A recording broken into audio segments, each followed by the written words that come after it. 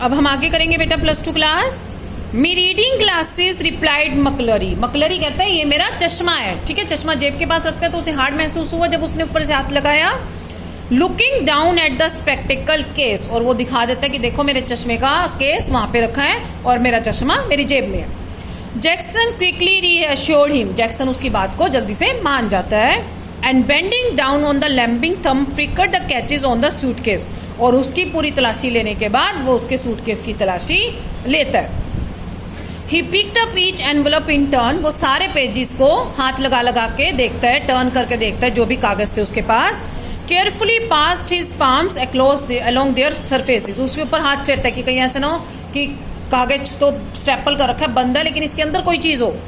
And seam satisfy, लेकिन वो satisfy लगता है कि कागज के अंदर कागज ही है, एनवेलप के अंदर कुछ और नहीं है हार्ड चीज।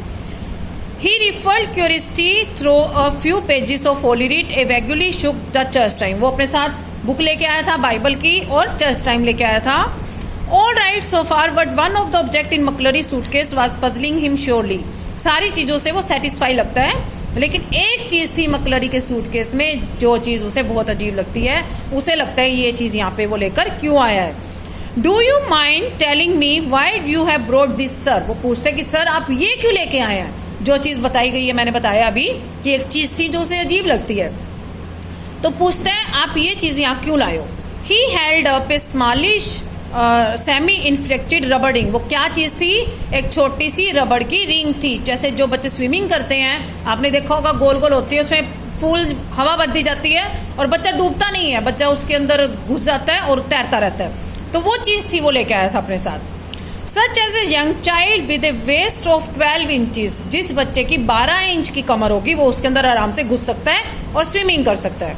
Might have struggle into you thinking of going for a swim sir, कहता है कि सर आप यहाँ स्विमिंग करने के लिए आए हैं जो आप इसको अपने साथ लेके आए हैं। मकलरी हिटेटो amiable demure was slightly ruffled by this tasteless like little pleasant. McLeary जो है उसकी बात सुन के थोड़ा गुस्सा हो जाता है उसे, मतलब इतनी गंदी बात उसने कह दी कि यहाँ स्विमिंग करके आए हैं। सिंपल पूछ लेता कि आप इसको क्यों लाए हैं, ठीक है, टोंट मारने की क्या जरूरत थी। तो मकलरी को गुस्सा आ जाता है। And he answer Jackson somewhat surely, और वो उसी तरह गुस्से में जैक्सन को आंसर देता है। इफ यू मस्ट नो, अगर आप जानना ही चाहते हो कि मैं इसे क्यों लाया हूँ।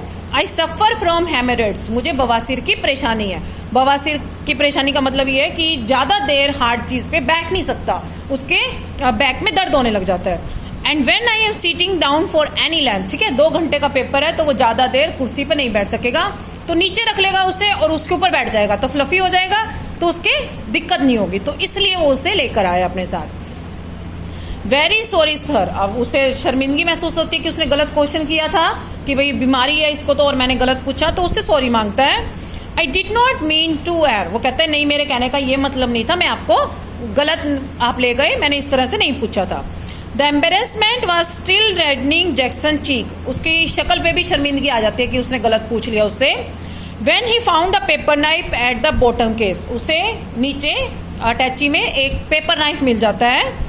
I think I had better keep this so if you don't mind that is sir, वो कहता है इस नाइफ को मैं रख लेता हूँ अगर आपको ज्यादा कोई फर्क नहीं पड़ता, मतलब अगर इसकी ज्यादा जरूरत नहीं हो तो ये मैं रख लेता हूँ। नाइफ से तो फिर ईमान कुछ कर सकता है ना, तो नाइफ को वो ले लेता है।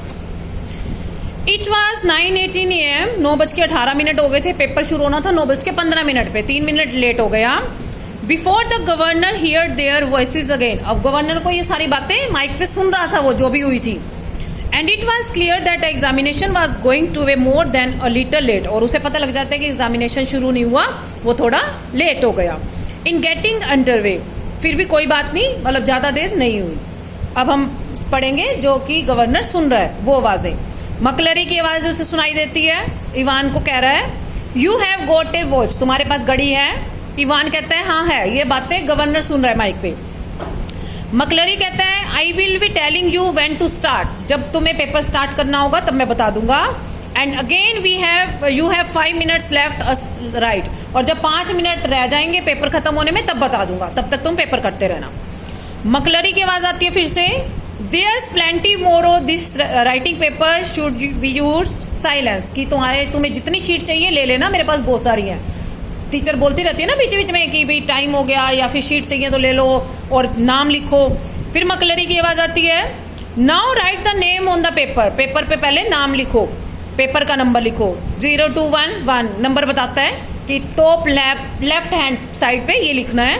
फिर मकलरी की आवाज आती है, राइट हैंड कॉर्नर पे लिखना है तुम्हें 313, और जो उससे नीचे एक बॉक्स दे रखा है उसमें लिखना है 271। ये आवाजें जो है गवर्नर सुन रहा है। मकलरी की फिर आवाज आती है, I am now going to, Evan is not going to stay here is.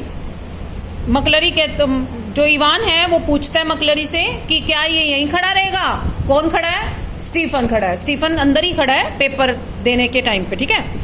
तो मकलरी कहता है मुझे क्या पता ये यहाँ खड़ा रहेगा जा जाएगा, उसकी ड्यूटी इस तरह की तो है नहीं, उसकी ड्यूटी क्या थी, पेपर लेने आया था वो। स्टीफन को सुन लेता है, स्टीफन की मेरे बारे में बात हो रही है। Mister Jackson given me stick instruction, वो कहता है जैक्सन ने कहा है कि अंदर ही खड़े रहना, तो मैं यहीं रहूंगा। इवान कहता है, hi how am I suppose to concentrate on my exam, मैं पेपर कैसे दूं अगर कोई सिर पे खड़ा है तो मेरे। With someone breathing down my neck, ठीक है, सिर पे कोई खड़ा है तो हम लिख भी नहीं सकते, तो कहते हैं सिर पे मेरे कोई खड़ा, मैं पेपर नहीं दे सकता।